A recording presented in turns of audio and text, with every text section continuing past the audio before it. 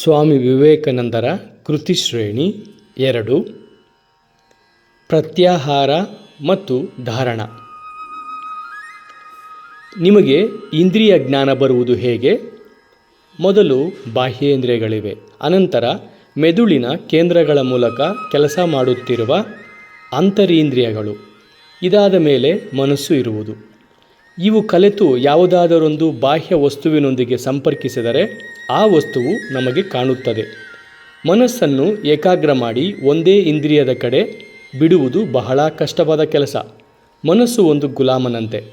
ಪ್ರಪಂಚದಲ್ಲೆಲ್ಲ ಉತ್ತಮರಾಗಿ ಉತ್ತಮರಾಗಿ ಉತ್ತಮರಾಗಿ ಎಂಬ ಬೋಧನೆಯನ್ನು ನಾವು ಕೇಳಿರುವೆವು. ಕದಿಯಬೇಡ, ಸುಳ್ಳನ್ನು ಹೇಳಬೇಡ ಎಂಬುದನ್ನು ಕೇಳದೆ ಇರುವ ಮಗುವು ಪ್ರಪಂಚದಲ್ಲಿಯೇ ಇಲ್ಲವೆನ್ನಬಹುದು. ಆದರೆ ಇದನ್ನು ಹೇಗೆ ಸಾಧಿಸಬೇಕೆಂಬುದನ್ನು ಯಾರೂ ಹೇಳುವುದಿಲ್ಲ. ಮಾತಿನಿಂದ ಜನರಿಗೆ ಸಹಾಯವಾಗಲಾರದು. ಏತಕ್ಕೆ ಒಬ್ಬ ಕಳ್ಳನಾಗಬಾರದು? ಕದಿಯದೇ ಇರುವುದು ಹೇಗೆ ಎಂಬುದನ್ನು ನಾವು ಅವನಿಗೆ ಕಲಿಸುವುದಿಲ್ಲ. ಸುಮ್ಮನೆ ಮಗುವಿಗೆ ಕದಿಯಬೇಡ ಎಂದು ಹೇಳುವೆವು. ಆ ಮಗುವಿಗೆ ತನ್ನ ಮನಸ್ಸನ್ನು ನಿಗ್ರಹಿಸುವುದು ಹೇಗೆ ಎಂಬುದನ್ನು ಕಲಿಸಿದಾಗ ಮಾತ್ರ ನಿಜವಾಗಿ ಸಹಾಯ ಮಾಡುತ್ತೇವೆ. ಆಂತರಿಕ ಮತ್ತು ಬಾಹ್ಯ ಕ್ರಿಯೆಗಳೆಲ್ಲ ಮನಸ್ಸು ಇಂದ್ರಿಯಗಳೆಂಬ ಕೇಂದ್ರದೊಂದಿಗೆ ಕಲಿತಾಗ ಮಾತ್ರ ನಡೆಯುವವು. ಬೇಕಂತಲೋ ಬೇಡವೆಂತಲೋ ಮನಸ್ಸು ಆಯಾ ಇಂದ್ರಿಯಗಳೊಂದಿಗೆ ಕಲಿಯುವಂತೆ ಬಲಾತ್ಕರಿಸಲ್ಪಡುತ್ತದೆ. ಅದಕ್ಕೋಸ್ಕರವಾಗಿಯೇ ಜನರು ಮೂಢ ಕೆಲಸಗಳನ್ನು ಮಾಡಿ ವ್ಯಥೆಪಡುವರು. ಮನಸ್ಸು ಏನಾದರೂ ಅವರ ಸ್ವಾಧೀನದಲ್ಲಿ ಇದ್ದರೆ ಅವರೆಂದಿಗೂ ಹಾಗೆ ಮಾಡುತ್ತಿರಲಿಲ್ಲ. ಮನಸ್ಸಿನ ನಿಗ್ರಹದ ಪರಿಣಾಮವಾಗಿ ಆಗುವುದೇನು? ಮನಸ್ಸು ಆಯಾ ಇಂದ್ರಿಯ ಕೇಂದ್ರಗಳೊಂದಿಗೆ ಬೆರೆಯುವುದಿಲ್ಲ. ಆಗ ಸ್ವಭಾವತಃ ಭಾವನೆ ಮತ್ತು ಇಚ್ಛೆಗಳೆರಡೂ ತಮ್ಮ ವಶದಲ್ಲಿರುತ್ತವೆ. ಇಲ್ಲಿಯವರೆಗೂ ಇದು ಸ್ಪಷ್ಟವಾಗಿದೆ. ಇದು ಸಾಧ್ಯವೇ? ಇದು ಸಂಪೂರ್ಣವಾಗಿ ಸಾಧ್ಯ. ಇದನ್ನು ಈಗಿನ ಕಾಲದಲ್ಲಿ ನೋಡುತ್ತೀರಿ. ನಂಬಿಕೆಯಿಂದ ರೋಗವನ್ನು ಗುಣ ಮಾಡುವ ವೈದ್ಯರು ದುಃಖ, ಸಂಕಟ, ಪಾಪಗಳು ಇಲ್ಲವೆಂದು ಜನರು ಭಾವಿಸಬೇಕೆಂದು ಬೋಧಿಸುತ್ತಾರೆ. ಅವರ ತತ್ವ ಯುಕ್ತಿಪೂರ್ವಕವಾಗಿ ಇಲ್ಲದೇ ಇರಬಹುದು, ಆದರೆ ಇದು ಅವರು ತಿಳಿಯದೆ ಆಕಸ್ಮಿಕವಾಗಿ ಪಡೆದಿರುವ ಯೋಗದ ಒಂದು ಭಾಗ. ಕಷ್ಟವನ್ನು ಅದಿಲ್ಲವೆಂದು ಸಾಧಿಸುವುದರ ಮೂಲಕ ಅವರು ರೋಗಿಗಳನ್ನು ಗುಣಮುಖರನ್ನಾಗಿ ಮಾಡುವಾಗ ಅವರು ನಿಜವಾಗಿಯೂ ಪ್ರತ್ಯಾಹಾರದ ವಿಧಾನವನ್ನೇ ಬಳಸಿರುತ್ತಾರೆ.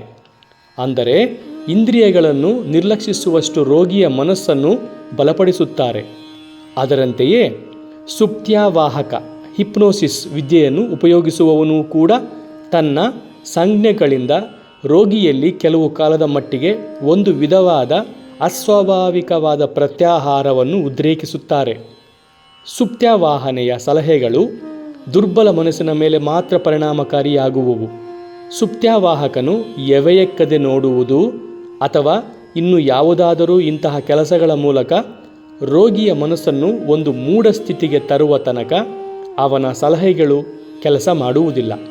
ಸುಪ್ತ್ಯಾವಾಹನೆಗೆ ಅಥವಾ ಶ್ರದ್ಧಾ ಚಿಕಿತ್ಸೆಗೆ ಒಳಪಟ್ಟ ರೋಗಿಯ ಕೇಂದ್ರಗಳನ್ನು ವೈದ್ಯನು ನಿಯಂತ್ರಿಸುವುದು ಸರಿಯಲ್ಲ. ಏಕೆಂದರೆ ಕೊನೆಗೆ ಅದು ರೋಗಿಗೆ ಅಪಾಯವನ್ನು ಉಂಟುಮಾಡುತ್ತದೆ. ಏಕೆಂದರೆ ಅಂತಹ ಚಿಕಿತ್ಸೆ ಸ್ವಂತ ಇಚ್ಛೆಯಿಂದ ಮೆದುಳಿನ ಕೇಂದ್ರಗಳನ್ನು ನಿಯಂತ್ರಿಸುವ ಕ್ರಿಯೆ ಆಗಿರದೆ ರೋಗಿಯ ಮನಸ್ಸಿಗೆ ಚಿಕಿತ್ಸಕರ ಇಚ್ಛಾಶಕ್ತಿಯು ಆಘಾತವನ್ನು ನೀಡಿ ಅದನ್ನು ಸ್ತಬ್ಧಗೊಳಿಸುವ ಕ್ರಿಯೆ ಆಗಿರುತ್ತದೆ. ಕುದುರೆಯನ್ನು ಪಳಗಿಸುವುದಕ್ಕಾಗಿ ಕಡಿವಾಣ ಮತ್ತು ಬಾಹುಬಲಗಳನ್ನು ಬಳಸುವುದನ್ನು ಬಿಟ್ಟು ಇತರರು ಅದರ ತಲೆಯ ಮೇಲೆ ಬಲವಾಗಿ ಒಡೆಯುವಂತೆ ಮಾಡುವ ಹಾಗೆ ಅದು. ಈ ಪ್ರಕ್ರಿಯೆಗಳಲ್ಲಿ ಪ್ರತಿಯೊಂದರಲ್ಲಿಯೂ ರೋಗಿಯು ತನ್ನ ಬುದ್ಧಿಶಕ್ತಿಯಲ್ಲಿ ಸ್ವಲ್ಪ ಭಾಗವನ್ನು ಕಳೆದುಕೊಳ್ಳುತ್ತಾನೆ. ಕೊನೆಗೆ ಮನಸ್ಸು ಸಂಪೂರ್ಣವಾಗಿ ನಿಯಂತ್ರಣ ಶಕ್ತಿಯನ್ನು ಪಡೆದುಕೊಳ್ಳುವುದರ ಬದಲು ಆಕಾರರಹಿತವೂ ಶಕ್ತಿರಹಿತವೂ ಆಗಿ ಹೋಗುತ್ತದೆ. ರೋಗಿಯು ಕೊನೆಗೆ ಹುಚ್ಚಾಸ್ಪತ್ರೆಯ ದಾರಿಯನ್ನು ಹಿಡಿಯಬೇಕಾಗುತ್ತದೆ. ಅನೈಚ್ಛಿಕವಾಗಿ ವ್ಯಕ್ತಿಯ ಸಮ್ಮತಿ ಇಲ್ಲದೆ ಆತನನ್ನು ವಶ ಮಾಡಿಕೊಳ್ಳುವ ನಮ್ಮ ಪ್ರತಿಯೊಂದು ಪ್ರಯತ್ನವೂ ಅನರ್ಥಕಾರಿ ಮಾತ್ರವಲ್ಲ, ಅದರ ಉದ್ದೇಶವನ್ನೇ ನಾಶ ಮಾಡುವುದು. ಪ್ರತಿಯೊಬ್ಬ ಮಾನವನ ಗುರಿಯೂ ಕೂಡ ಸ್ವಾತಂತ್ರ್ಯ, ಜಡವಸ್ತು ಮತ್ತು ಆಲೋಚನೆಯ ಬಂಧನಗಳಿಂದ ಪಾರಾಗುವುದು, ಬಾಹ್ಯ ಮತ್ತು ಆಂತರಿಕ ಪ್ರಕೃತಿಯ ಮೇಲೆ ತನ್ನ ಪ್ರಭುತ್ವವನ್ನು ಸ್ಥಾಪಿಸುವುದು.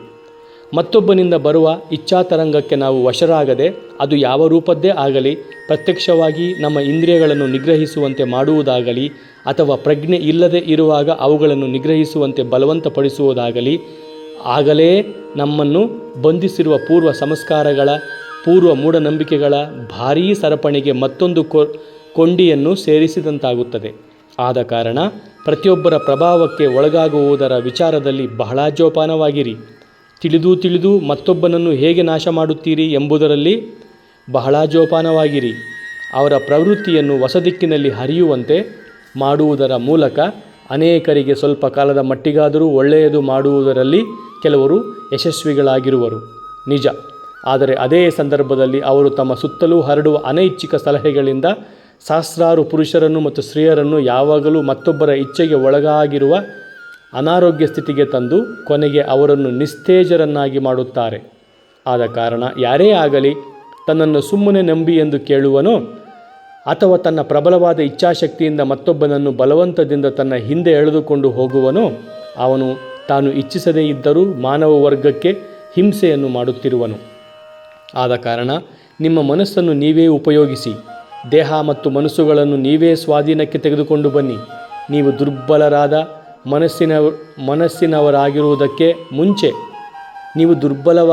ಮನಸ್ಸಿನವರಾಗುವುದಕ್ಕೆ ಮುಂಚೆ ಯಾವ ಹೊರಗಿನ ಇಚ್ಛಾಶಕ್ತಿಯೂ ನಿಮ್ಮ ಮನಸ್ಸಿನ ಮೇಲೆ ಪರಿಣಾಮಕಾರಿಯಾಗಲಾರದು ಎಂಬುದನ್ನು ಜ್ಞಾಪಕದಲ್ಲಿಡಿ.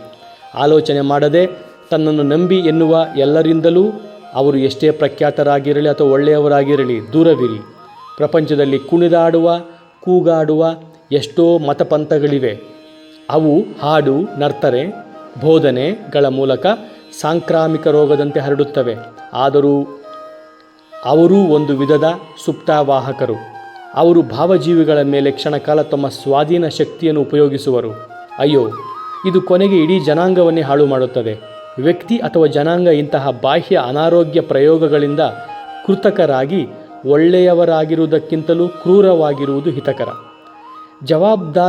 ಜವಾಬ್ದಾರಿ ಇಲ್ಲದೆ ಅವರು ಒಳ್ಳೆಯದನ್ನು ಮಾಡಬೇಕೆಂದಿರುವ ಇಂತಹ ಧಾರ್ಮಿಕ ಮತಾಂಧರಿಂದ ಮಾನವ ಜನಾಂಗಕ್ಕೆ ಆಗುತ್ತಿರುವ ಅನ್ಯಾಯವನ್ನು ಆಲೋಚಿಸಿದರೆ ಬಹಳ ದುಃಖವಾಗುವುದು. ಕೀರ್ತನೆ, ಪ್ರಾರ್ಥನೆಗಳಿಂದ ಕೂಡಿದ ಅವರ ಸಲಹೆಗಳ ಮೂಲಕ ತಕ್ಷಣವೇ ಆಧ್ಯಾತ್ಮಿಕ ಶಿಖರಕ್ಕೆ ಏರಬಲ್ಲ ಮನಸ್ಸು ಮತ್ತೊಬ್ಬರ ಅಡಿಯಾಳಾಗುತ್ತದೆ, ನಿಸ್ತೇಜವಾಗುತ್ತದೆ. ಆಗ ಇದು ಇತರರ ಎಂತಹ ದುಷ್ಟ ಸಲಹೆಗಳಿಗೂ ವಶವರ್ತಿಯಾಗುವ ಸ್ಥಿತಿಗೆ ಇಳಿಯುತ್ತದೆ. ಈ ವಿಷಯವನ್ನು ಅವರು ಅರಿಯರು. ಮಾನವರನ್ನು ಉತ್ತಮರನ್ನಾಗಿ ಮಾಡುವ ಒಂದು ಅದ್ಭುತ ಶಕ್ತಿ ತಮ್ಮಲ್ಲಿದೆ ಎಂದೂ ಅದು ಎಲ್ಲೋ ಮುಗಿಲುಗಳಾಚೆ ಇರುವ ದೇವರು ತಮಗೆ ಸ್ವತಃ ಕೊಟ್ಟಿರುವನೆಂದೂ ಜಂಬ ಕೊಚ್ಚಿಕೊಳ್ಳುವ ಈ ಮೂರ್ಖರು ತಾವು ಭಾವೀ ನಾಶದ, ಪಾತಕದ, ಹುಚ್ಚಿನ ಮತ್ತು ಸಾವಿನ ಬೀಜವನ್ನು ಬಿತ್ತುತ್ತಿರುವವು ಎಂಬುದನ್ನು ತಿಳಿಯರು. ಆದ ಕಾರಣ ನಿಮ್ಮ ಸ್ವಾತಂತ್ರ್ಯವನ್ನು ಅಪಹರಿಸುವ ಎಲ್ಲರ ವಿಷಯದಲ್ಲೂ ಜೋಪಾನವಾಗಿರಿ. ಅದು ಅಪಾಯಕರವೆಂದು ತಿಳಿಯಿರಿ. ನಿಮ್ಮ ಕೈಲಾದ ಮಟ್ಟಿಗೂ ಅದರಿಂದ ದೂರವಾಗಿರಿ. ಯಾರು ಆಯಾ ಕೇಂದ್ರಗಳಲ್ಲಿ ತಮ್ಮ ಇಚ್ಛಾನುಸಾರ ಮನಸ್ಸನ್ನು ಇಡಬಲ್ಲರೋ ಮತ್ತು ಅಲ್ಲಿಂದ ತೆಗೆಯಬಲ್ಲರೋ ಅವರು ಪ್ರತ್ಯಾಹಾರದಲ್ಲಿ ಜಯಶೀಲರಾಗಿರುವರು. ಪ್ರತ್ಯಾಹಾರವೆಂದರೆ ಮನಸ್ಸನ್ನು ಏಕಾಗ್ರಗೊಳಿಸುವುದು, ಹೊರಕ್ಕೆ ಹೋಗುವ ಮನಸ್ಸಿನ ಶಕ್ತಿಯನ್ನು ತಡೆಯುವುದು, ಇಂದ್ರಿಯಗಳ ಬಂಧನದಿಂದ ಅದನ್ನು ಬಿಡಿಸುವುದು. ಇದನ್ನು ಸಾಧಿಸಿದಾಗ ಮಾತ್ರ ನಾವು ನಿಜವಾಗಿಯೂ ಶೀಲವಂತರಾಗುವುದು. ಆಗ ಮಾತ್ರ ನಾವು ಮುಕ್ತಿಯೆಡೆಗೆ ನಡೆದಂತೆ. ಅದಕ್ಕೆ ಮೊದಲು ನಾವು ಕೇವಲ ಯಂತ್ರಗಳು. ಮನಸ್ಸನ್ನು ನಿಗ್ರಹಿಸುವುದು ಎಷ್ಟು ಕಷ್ಟ. ಇದನ್ನು ಒಂದು ಹುಚ್ಚು ಕಪಿಗೆ ಹೋಲಿಸುವುದು ಚೆನ್ನಾಗಿದೆ. ಎಲ್ಲ ಕಪಿಗಳಂತೆ ಚಂಚಲ ಸ್ವಭಾವವುಳ್ಳ ಒಂದು ಕಪಿ ಇತ್ತು. ಇದೂ ಸಾಲದೆಂಬಂತೆ ಯಾರೋ ಒಬ್ಬರು ಅದಕ್ಕೆ ಬೇಕಾದಷ್ಟು ಹೆಂಡವನ್ನು ಕುಡಿಸಿದರು. ಇದರಿಂದ ಅದು ಇನ್ನೂ ಚಂಚಲವಾಯಿತು. ಆಮೇಲೆ ಅದನ್ನು ಚೇಳು ಕುಟುಕಿತು. ಮನುಷ್ಯನು ಚೇಳು ಕುಟುಕಿದರೆ ದಿನವೆಲ್ಲ ಕುಣಿದಾಡುವನು. ಪಾಪ, ಕಪಿಗೆ ತನ್ನ ಸ್ಥಿತಿಯನ್ನು ತಡೆಯಲು ತುಂಬ ಅಸಾಧ್ಯವಾಯಿತು. ಇರುವ ಕಷ್ಟವನ್ನು ಪೂರ್ತಿ ಮಾಡಬೇಕೆಂದು ಒಂದು ಪಿಚಾಚಿಯೂ ಬೇರೆ ಅದನ್ನು ಮೆಟ್ಟಿಕೊಂಡಿತು. ಆಗ ಕಪಿಯು ನಿಗ್ರಹಿಸಲದಳವಾದ ಚಂಚಲ ಸ್ವಭಾವವನ್ನು ಯಾವ ಭಾಷೆಯಲ್ಲಿ ವರ್ಣಿಸಬಲ್ಲದು? ಆ ಕಪಿಯಂತೆ ಮನಸ್ಸು ಸ್ವಭಾವತಃ ಅದು ಚಂಚಲ. ಅನಂತರ ಆಸೆ ಎಂಬ ಸುರೆಯನ್ನು ಕುಡಿದು ಚಂಚಲತೆಯನ್ನು ಇನ್ನೂ ಹೆಚ್ಚು ಮಾಡಿಕೊಳ್ಳುವುದು. ಆಸೆ ನಮ್ಮನ್ನು ಪ್ರವೇಶಿಸಿದ ಮೇಲೆ ಮತ್ತೊಬ್ಬರ ಜಯವನ್ನು ಸಹಿಸಲಾರದ ಅಸೂಯೆ ಎಂಬ ಚೇಳು ಬೇರೆ ಕುಟುಕುವುದು. ಕೊನೆಗೆ ತನ್ನ ಸಮಾನ ಯಾರೂ ಇಲ್ಲವೆಂಬ ಆಲೋಚಿಸುವಂತೆ ಮಾಡುವ ಅಹಂಕಾರ ಪಿಚಾಚಿ ಮೆಟ್ಟಿಕೊಳ್ಳುವುದು. ಇಂತಹ ಮನಸ್ಸನ್ನು ನಿಗ್ರಹಿಸುವುದು ಎಷ್ಟು ಕಷ್ಟ. ಮೊದಲನೇ ಸಾಧನೆಯೇ ಕೆಲವು ಕಾಲ ಕುಳಿತುಕೊಂಡು ಮನಸ್ಸನ್ನು ತನ್ನ ಪಾಡಿಗೆ ತಾನು ಚಲಿಸುವಂತೆ ಬಿಡುವುದು. ಮನಸ್ಸು ಯಾವಾಗಲೂ ಚಂಚಲ ಸ್ವಭಾವವುಳ್ಳದ್ದು. ಆ ಕಪಿಯಂತೆ ಯಾವಾಗಲೂ ಓಡಾಡುತ್ತಿರುವುದು. ಕಪಿ ತನ್ನ ಕೈಲಾದಷ್ಟು ನೆಗೆಯಲಿ. ನೀವು ಸುಮ್ಮನೆ ನಿಂತು ಅದನ್ನು ನೋಡಿ. ಜ್ಞಾನವೇ ಶಕ್ತಿ ಎಂಬ ನಾಣ್ಣುಡಿ ಇದೆ. ಇದು ನಿಜ. ಮನಸ್ಸು ಏನು ಮಾಡುತ್ತಿದೆ ಎಂಬುದನ್ನು ಗೊತ್ತಾಗುವ ತನಕ ಅದನ್ನು ನೀವು ನಿಗ್ರಹಿಸಲಾಗುವುದಿಲ್ಲ. ಲಗಾಮನ್ನು ಸಡಿಲಬಿಡಿ. ಅನೇಕ ಕೆಟ್ಟ ಆಲೋಚನೆಗಳು ಬರಬಹುದು. ಇಂತಹ ವಿಷಯಗಳನ್ನು ನೀವು ಆಲೋಚಿಸುವುದು ಹೇಗೆ ಸಾಧ್ಯವಾಯಿತೆಂದು ನಿಮಗೆ ಆಶ್ಚರ್ಯವಾಗಬಹುದು. ಆದರೆ ದಿನ ಕಳೆದಂತೆಲ್ಲ ಮನಸ್ಸಿನ ಚಂಚಲ ಸ್ವಭಾವ ಕಡಿಮೆಯಾಗುತ್ತಾ ಬಂದು ಕೊನೆಗೆ ಶಾಂತವಾಗುವುದು ನಿಮಗೆ ಕಾಣುವುದು. ಮೊದಲಿನ ಕೆಲವು ತಿಂಗಳುಗಳಲ್ಲಿ ಅನೇಕ ಆಲೋಚನೆಗಳು ಮನಸ್ಸಿನಲ್ಲಿರುತ್ತವೆ. ಅನಂತರ ಅವು ಕಡಿಮೆಯಾದಂತೆ ತೋರುವುದು. ಇನ್ನೂ ಕೆಲವು ತಿಂಗಳಾದ ಮೇಲೆ ಆಲೋಚನೆ ಮತ್ತೂ ಕಡಿಮೆಯಾಗಿ ಕೊನೆಗೆ ಮನಸ್ಸು ಸಂಪೂರ್ಣ ನಮ್ಮ ಸ್ವಾಧೀನವಾಗುವುದು. ಆದರೆ ನಾವು ಪ್ರತಿದಿನವೂ ಸಾವಧಾನದಿಂದ ಅಭ್ಯಾಸ ಮಾಡಬೇಕು. ಆವಿ ಪ್ರವೇಶಿಸಿದೊಡನೆಯೇ ರೈಲ್ವೆ ಯಂತ್ರ ಕೆಲಸ ಮಾಡಬೇಕು. ನಮ್ಮೆದುರಿಗೆ ಒಂದು ವಸ್ತು ಕಂಡೊಡನೆಯೇ ಅದರ ಕಡೆ ಮನಸ್ಸು ಹೋಗುತ್ತದೆ. ಆದರೆ ಮನುಷ್ಯನು ತಾನು ಒಂದು ಯಂತ್ರವಲ್ಲ ಎಂಬುದನ್ನು ಖಚಿತ ಮಾಡಬೇಕಾದರೆ ಯಾವುದರ ಆಡಳಿತಕ್ಕೂ ತಾನು ಒಳಪಟ್ಟಿಲ್ಲ ಎಂಬುದನ್ನು ತೋರಿಸಬೇಕು. ಮನಸ್ಸನ್ನು ಆಯಾ ಇಂದ್ರಿಯಗಳ ಕೇಂದ್ರಕ್ಕೆ ಹೋಗದಂತೆ ತಡೆದು ನಮ್ಮ ಸ್ವಾಧೀನಕ್ಕೆ ತರುವುದೇ ಪ್ರತ್ಯಾಹಾರ. ಇದನ್ನು ಹೇಗೆ ಅಭ್ಯಾಸ ಮಾಡುವುದು? ಇದೇನು ಒಂದು ದಿನದಲ್ಲಿ ಸಾಧ್ಯವಾಗುವುದಿಲ್ಲ. ಬಹಳ ಕಷ್ಟವಾದ ಕೆಲಸ. ಅನೇಕ ವರ್ಷಗಳು ತಾಳ್ಮೆಯಿಂದ ನಾವು ಎಡೆಬಿಡದೆ ಪ್ರಯತ್ನ ಮಾಡಿದರೆ ಮಾತ್ರ ಯಶಸ್ವಿಯಾಗಬಹುದು.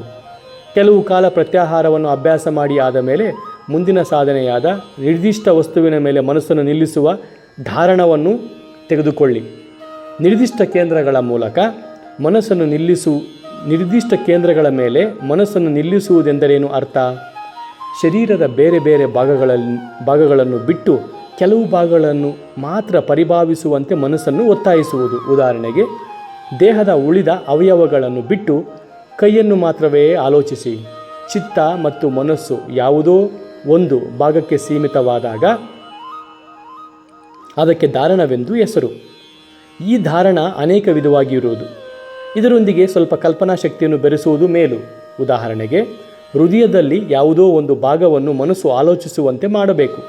ಅದು ಬಹಳ ಕಷ್ಟ. ಅಲ್ಲಿ ಒಂದು ಕಮಲವನ್ನು ಚಿತ್ರಿಸಿಕೊಳ್ಳುವುದು ಸುಲಭ. ಆ ಕಮಲವು ಪ್ರಕಾಶಮಾನವಾಗಿರುವುದು ಎಂದು ಭಾವಿಸಿ ಮನಸ್ಸನ್ನು ಅಲ್ಲಿಡಿ. ಇಲ್ಲದೇ ಇದ್ದರೆ ಮೆದುಳಿನಲ್ಲಿರುವ ಕಮಲವು ಪ್ರಕಾಶಮಾನವಾಗಿರುವುದೆಂದು ಆಲೋಚಿಸಿ. ಅಥವಾ ಸುಷುಮ್ನಾ ಕಾಲುವೆಯ ಮೇಲೆ ಇರುವ ಇನ್ನೂ ಇತರ ಚಕ್ರಗಳ ಮೇಲೆ ಮನಸ್ಸನ್ನಿರಿಸಿ. ಯೋಗಿಗಳು ಯಾವಾಗಲೂ ಅಭ್ಯಾಸ ಮಾಡಬೇಕು. ಯಾವಾಗಲೂ ಏಕಾಂಗಿಯಾಗಿರಲು ಪ್ರಯತ್ನಿಸಬೇಕು.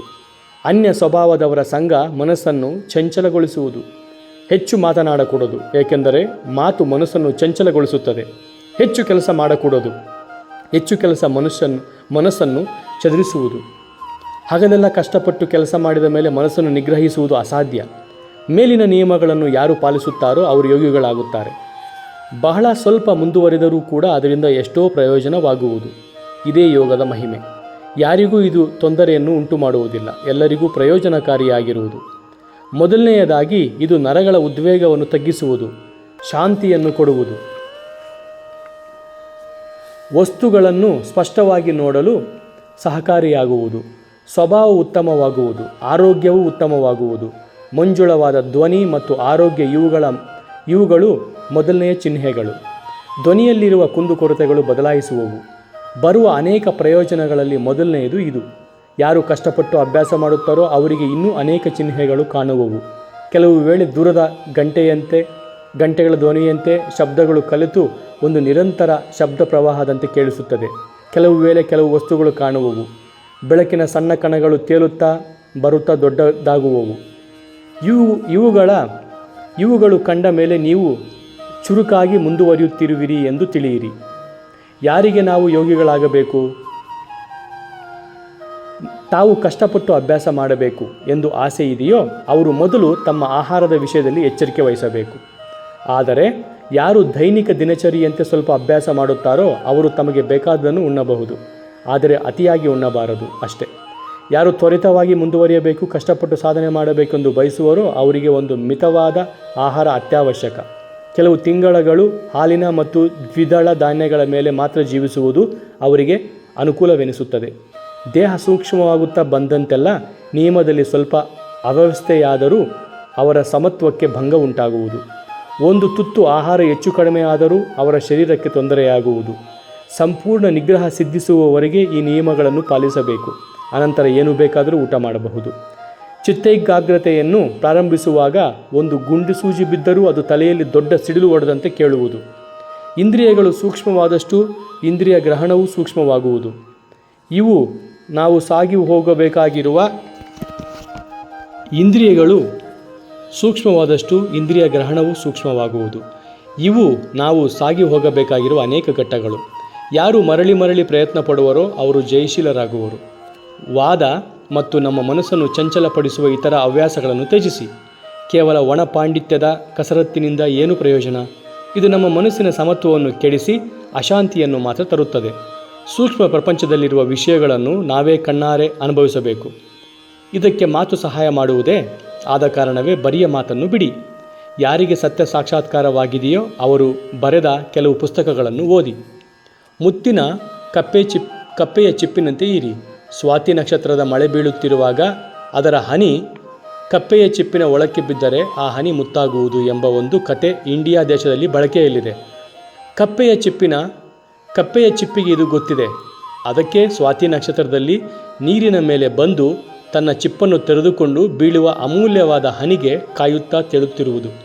ಅದರೊಳಗೆ ಹನಿಯೊಂದು ಬಿದ್ದ ತಕ್ಷಣವೇ ಮುಚ್ಚಿ ನಿಧಾನವಾಗಿ ಅದನ್ನು ಮುತ್ತು ಮಾಡಲು ಕಡಲಿನ ಆಳಕ್ಕೆ ಹೋಗುತ್ತದೆ. ನಾವು ಅವುಗಳಂತೆ ಇರಬೇಕು. ಮೊದಲು ಕೇಳಬೇಕು, ಅನಂತರ ಅದನ್ನು ತಿಳಿದುಕೊಳ್ಳಬೇಕು.